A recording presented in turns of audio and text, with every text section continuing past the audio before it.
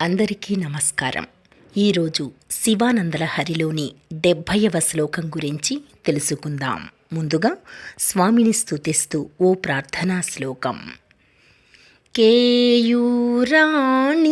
భూషయంతి పురుషం హారాన చంద్రోజ్వలా న స్నానం న విలేపనం న కుసుమం నాలంకృతామూర్ధజాః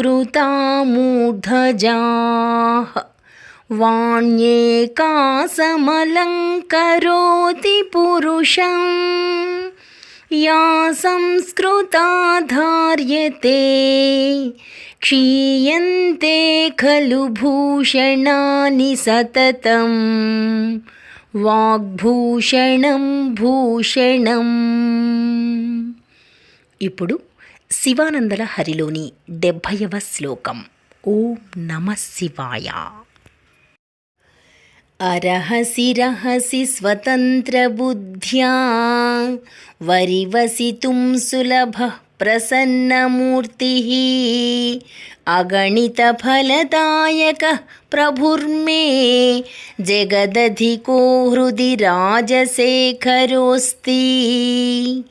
ఈ శ్లోకము యొక్క అర్థం ఏమిటంటే, సుముఖుడై సులభుడై ఎల్ల కోర్కెలు తీర్చుచు సర్వసమర్థుడైన చంద్రశేఖరుడు నా హృదయమందే యున్నవాడు కనుక ఏకాంతముగను బహిరంగముగను కూడా స్వతంత్రముగా పూజించవచ్చును.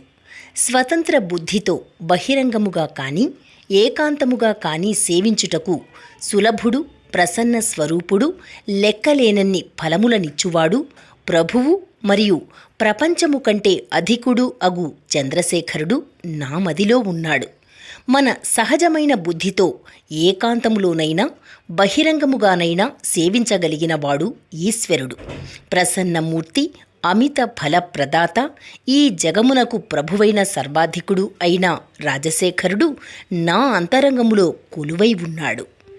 రేపు 71వ శ్లోకం గురించి తెలుసుకుందాం. ఓం నమః శివాయ.